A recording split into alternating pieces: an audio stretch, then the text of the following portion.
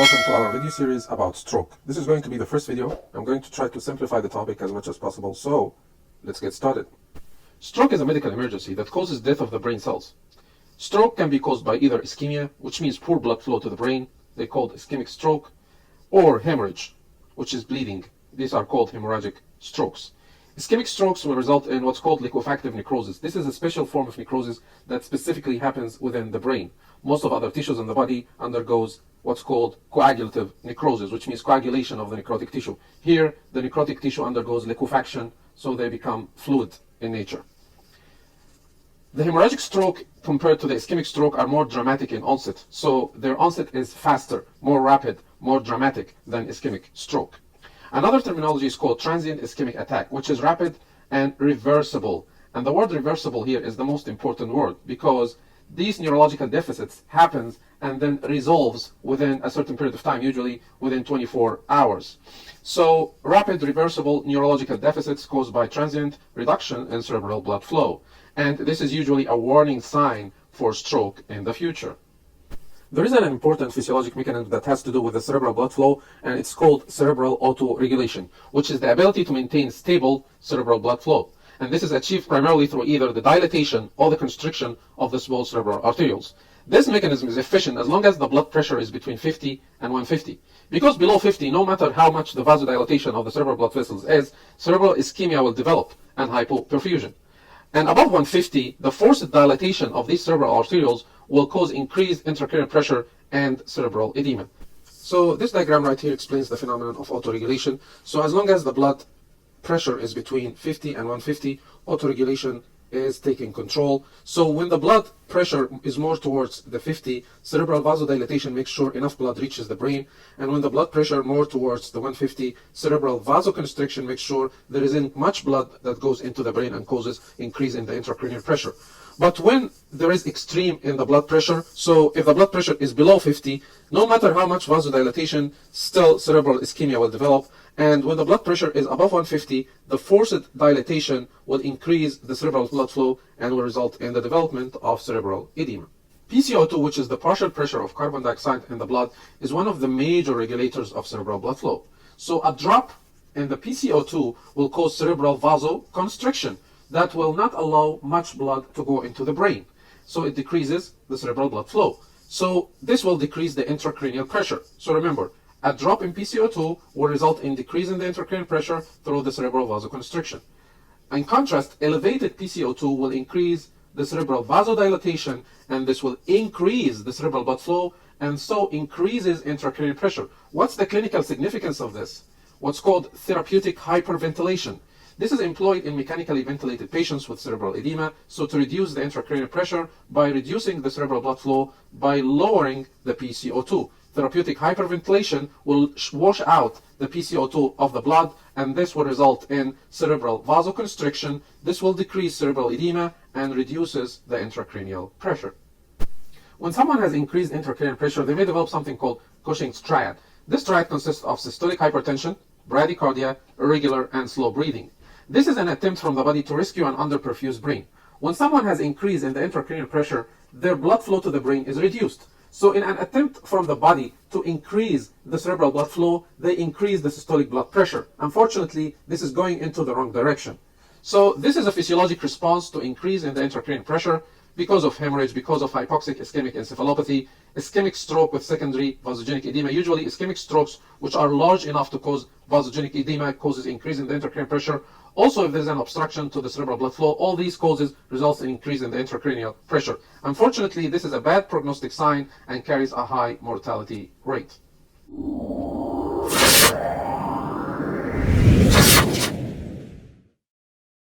Now let's talk about the difference between cortical versus subcortical stroke. Cortical strokes affect the cerebral cortex. Most importantly, with cortical strokes, there will be the presence of what's called cortical signs of stroke. These include aphasia, alexia, agraphia, neglect, hemianopsia. These cortical strokes can be either ischemic, most commonly from emboli, or hemorrhagic, most commonly from what's called cerebral amyloid angiopathy. Cerebral amyloid angiopathy is connected to the cerebral cortex, and we're going to discuss cerebral amyloid angiopathy later in the video. This is in contrast to what's called subcortical strokes, which affects deep subcortical structures like the basal ganglia or the thalamus. These are supplied by the deep brain arteries. These deep brain arteries arise immediately from the stem of the cerebral arteries, as we're going to discuss later as well. These can be either ischemic, most commonly from lacunar strokes, or hemorrhagic, most commonly from increase in the blood pressure. Again, you have to remember that subcortical strokes lacks the cortical signs. So they lack the aphasia, the alexia, the agraphia, all these cortical signs. It can be either pure motor, pure sensory, or mixed deficits. So now let's talk about important areas in the cerebral cortex. Remember, all these areas are present in the dominant hemisphere. The cerebral cortex is divided into several lobes. The first is called the frontal lobe. So before this sulcus here is called the central sulcus, this area over here is called the frontal lobe. And behind the central sulcus, this lobe here is called the parietal lobe. And below here, another lobe called the temporal lobe. And finally, this lobe here is called the occipital lobe. Each of these lobes contains important cortical areas. First, let's start with the frontal lobe. And the first area I want to talk about is called the Broca's area. It's here, the Broca's area. So the location of this area is in the inferior part of the frontal lobe, or in the inferior frontal gyrus. Sometimes they divide the frontal lobe into superior temporal gyrus here, middle frontal gyrus, and inferior frontal gyrus. So the Broca's area is present in the inferior frontal gyrus or in the lower part of the frontal lobe. The location of this Broca's area is important, high yield question. The second area I want to talk about is called the pre-central gyrus. Remember, we have the central sulcus. So the gyrus before the central sulcus is called the pre-central gyrus, and this is also called the primary motor cortex. This is responsible for movements of the body. So lesions in this area will result in paralysis. The third most important area in the frontal lobe is called the frontal eye field. Over here, we call it the frontal eye field. This area is responsible for conjugate eye movements towards the opposite side. So let's say the right frontal eye field is responsible for conjugate eye movements towards the left side. So if you have a lesion in the right frontal eye field, you will have conjugate eye movements towards the right side. So you will be unable to move your eyes towards the left side. All right. Secondly, we have the parietal lobe. And the important area in the parietal lobe here is called the post-central gyrus. We have the pre-central gyrus present in the frontal lobe, and we have the post-central gyrus present in the parietal lobe. And this is the primary somatosensory cortex. This is responsible for the perception of sensations from the body. So lesions in this area will result in anesthesia. In the temporal lobe, we have an important area here called the Wernicke's area. So the Wernicke's area is present in the superior part of the temporal lobe. Or in other words, it's present in the superior temporal gyrus. Besides the Wernicke's area, we have another area here called the primary auditory cortex. This primary auditory cortex is responsible for hearing. So lesion in the primary auditory cortex will result in disorders with hearing. And finally, in the occipital lobe, we have the primary visual cortex, which is responsible, obviously, for the perception of vision. This is a coronal section of the brain to show some important subcortical areas. The first area I want to talk about is the caudate nucleus. The caudate nucleus is located over here, close to the lateral ventricles. This is the lateral ventricles on each side, and close to the lateral ventricles is the caudate nucleus. That's why an atrophy of the caudate nucleus can result in secondary dilatation of the lateral ventricles. On each side here as well, there is what's called the putamen, and underneath the putamen we have this green structure here called the globus pallidus. Between the caudate nucleus and the putamen and globus pallidus runs the fibers of the internal capsule. The internal capsule is divided into anterior limb here, genio, which means a knee, and then the posterior limb of the internal capsule. The internal capsule, or through the internal capsule, runs important cortical fibers, including sensory and motor fibers. This orange structure here represents on each side the thalamus. The thalamus is an important relay center for sensory information. Lesions in the thalamus can result in anesthesias or pains.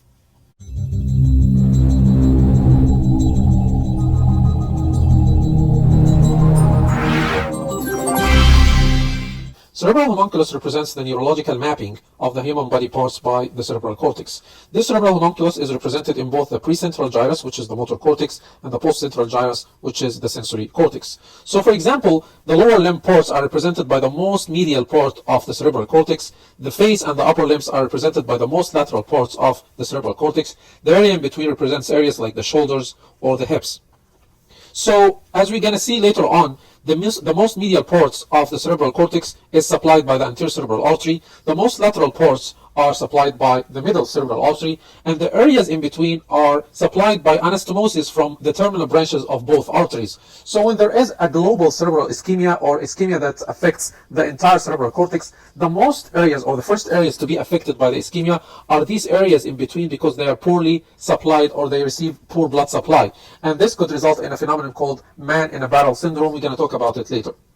This is just a quick review about the circumference, and I'm going to focus here only about the anterior circulation. So the basilar artery divides into two posterior cerebral arteries on each side, and then the internal carotid artery divides into middle cerebral artery and anterior cerebral artery on each side. And then all these arteries are connected together by communicating arteries. The first one is called the anterior communicating artery, which communicates both arteries, or both anterior cerebral arteries on each side. And then the posterior communicating artery on each side connects the posterior cerebral artery with the internal carotid artery. There is two important branches also of the internal carotid artery, which are the anterior choroidal artery, which supplies the posterior limb of the internal capsule, and the ophthalmic artery, which goes into the eye and supply eye structures. So this is a representation of the blood supply to the cerebral cortex. The red area over here represents the middle cerebral artery supply. So as you can see, most of the lateral surface of the cerebral cortex is supplied by the middle cerebral artery, except this upper stripe over here, represented by the yellow color, which represents the anterior cerebral artery, and the blue coloration here represents the blood supply from the posterior cerebral artery. So as you can see, the posterior cerebral artery supplies the occipital lobe and the inferomedial part of the temporal lobe.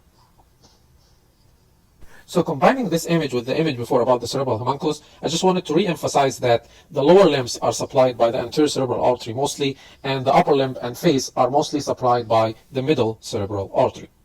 The medial surface of the brain is mostly supplied by the anterior cerebral artery, except the occipital lobe, which is supplied by the posterior cerebral artery, as well as the medial part of the temporal lobe, which is also supplied by the posterior cerebral artery. This is a horizontal section of the brain. The anterior cerebral artery supplies the most medial part. The middle cerebral artery supplies the most lateral part. The anterior cerebral artery deep branches supplies the caudate nucleus. The middle cerebral artery deep branches supplies the putamen and globus pallidus. The posterior cerebral artery deep branches supplies the thalamus. And the internal capsule, the anterior limb of the internal capsule is supplied by deep branches of the anterior cerebral artery. The posterior limb of the internal capsule is supplied by the anterior choroidal artery. Finally, this is a coronal section of the brain, and I just wanted to emphasize one important point, which is the posterior cerebral artery supplies the inferomedial part of the temporal lobe. The inferomedial part. This inferomedial part contains an important structure called the hippocampus, which is responsible for the memory. It's also containing some visual recognition areas. So if there is a lesion in the posterior cerebral artery, one of the deficits could be impairment of visual recognition or recognition of faces.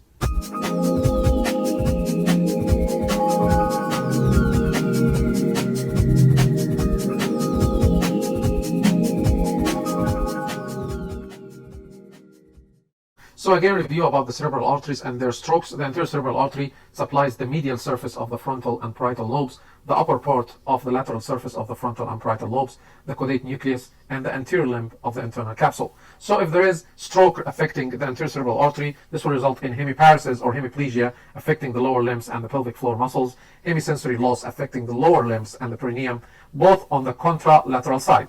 Anosmia, which is because of affection of the olfactory bulb and the olfactory tract, urinary incontinence, reappearance of the primitive reflexes like the Moro reflex or sucking reflex. This reflexes usually disappears by the first year of life, but if there's a lesion of the frontal lobe, there might be reappearance of these primitive reflexes. The middle cerebral artery supplies the lateral surface of the frontal, parietal, and temporal lobes. Also, it supplies the putamen and the globus pallidus. It's the most common affected artery by ischemic stroke, and that's because it's more wide and it's more direct continuation of the internal carotid artery. So for example, if there is an embolus coming from the heart or somewhere else, it's more likely that it's going to be traveling through the middle cerebral artery rather than the anterior cerebral artery, and that's again because the middle cerebral artery is more wide and is more direct continuation of the internal carotid artery.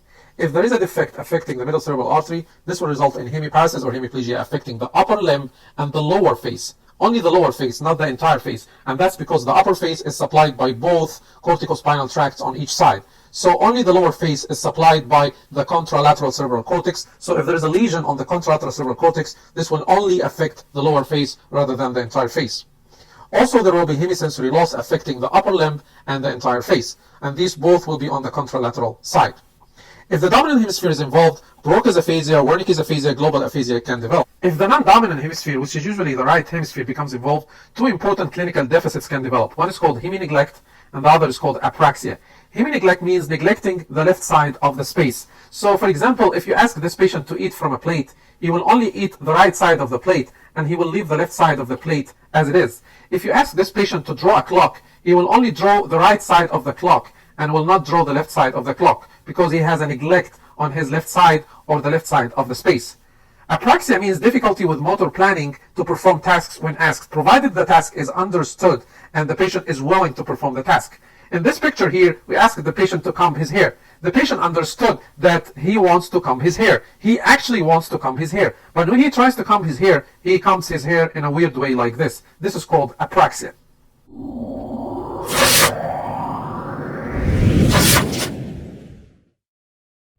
Now let's briefly discuss aphasia. Aphasia means language or speech impairment. There are different types of aphasia. Let's first start with Broca's aphasia. Broca's aphasia is also called the expressive aphasia. Here in this aphasia, the patient knows what he wants to say, but he cannot get it out. Their understanding of the language is intact. It's their expression that's affected. So that's why the speech is slow, stuttered, and grammatically incorrect, yet it's understandable. So let's say we ask the patient, what do you do for a living? He would say something like, I work construction.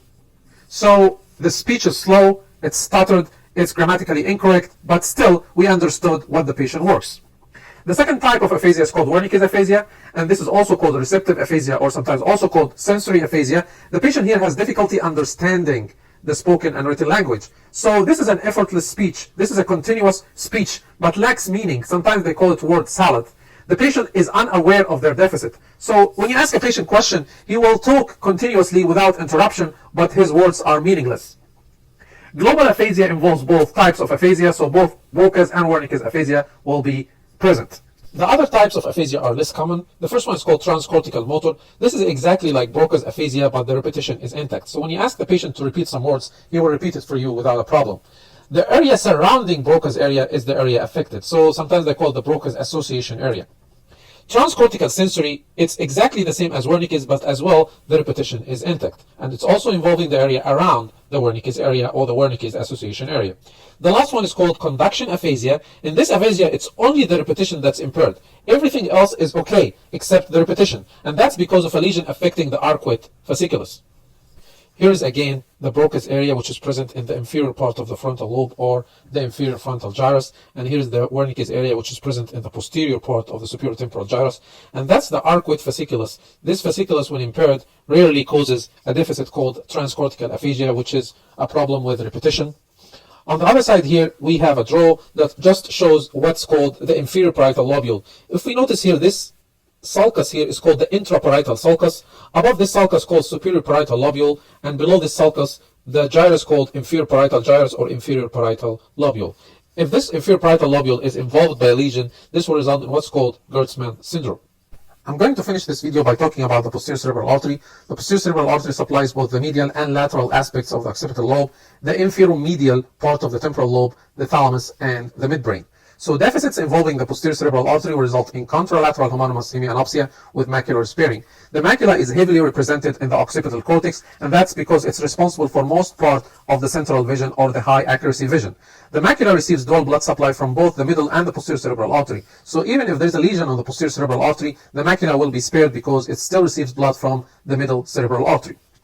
Another deficit is called visual agnosia, where the patient is able to see objects but is unable to recognize them or to name them.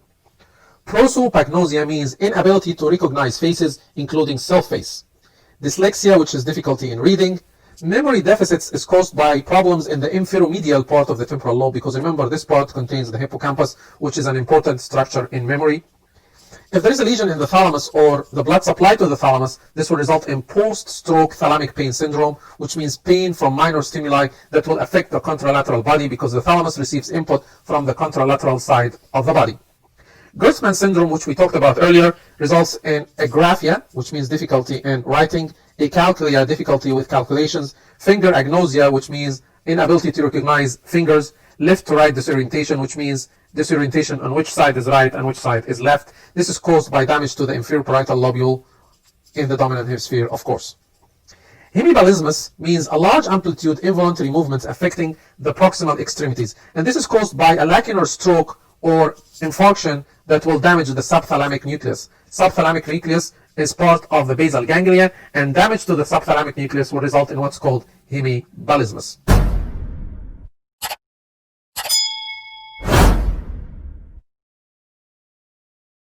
Alright, so take a break. Please don't forget to subscribe, like, share, and comment, and see you next video.